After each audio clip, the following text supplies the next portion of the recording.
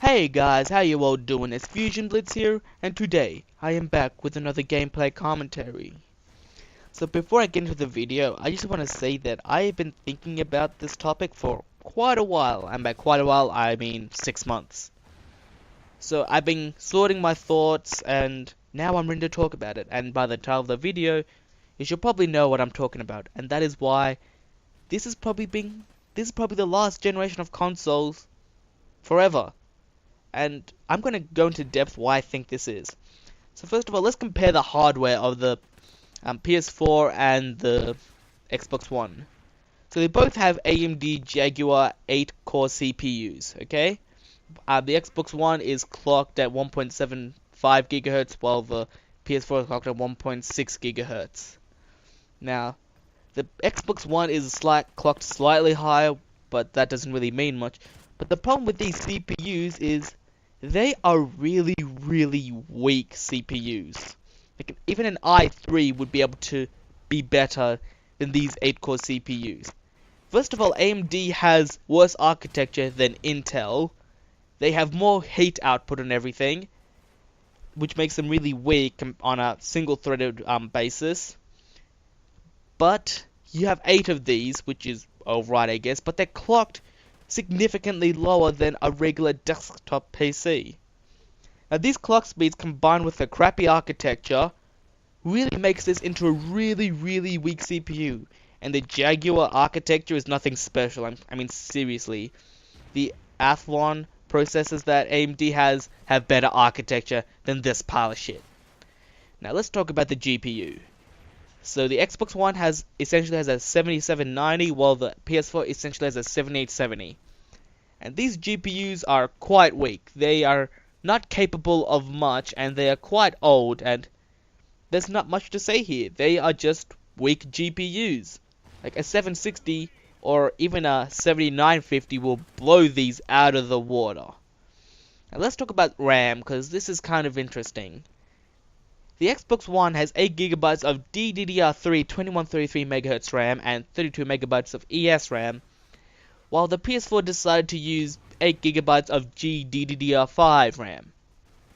What this means is the PS4 has more bandwidth available than the Xbox One. The 32MB of ESRAM is faster than the 8GB of GDDR5 RAM, but there's only 32MB of it, and it's up to developers to effectively use it. And with only 32MB of the stuff, like, what can you store on that? Like a couple of textures?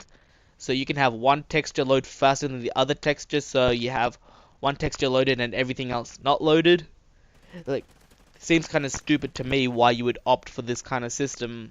I don't think game developers will be able to push it out for that much. But anyway, so the PS4 has fast RAM, while the Xbox One has regular RAM.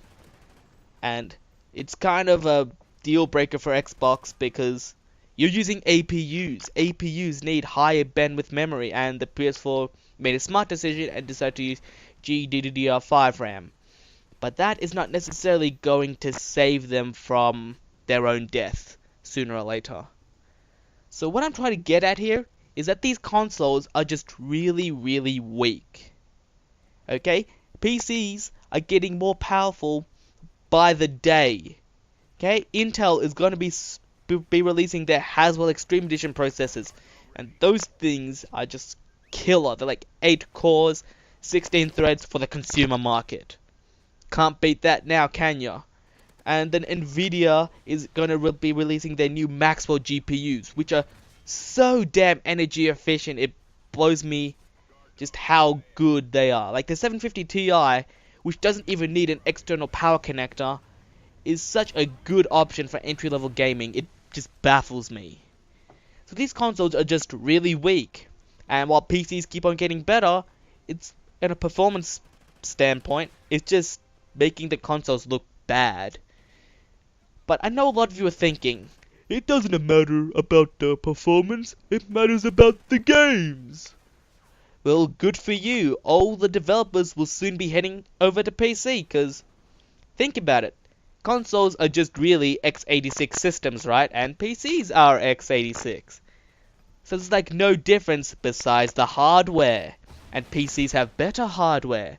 And you know what that means? Game developers are free to do whatever they want with that hardware. They can experiment with new graphics. They can experiment with new physics. Like, have you seen Tress effects on Tomb Raider? That shit looks amazing. Can you do that on a console? No, you can't. Like, I know a lot of people are gonna bring up, like, I don't play graphics, I play games argument. But, with the extra power that you get on a PC, you can make better games. Like, the Crysis engine can achieve near photorealism. Just imagine how amazing Crysis would look if it had photorealism. Consoles are just holding back the PC market, and it's evident. More people are moving over to the PC.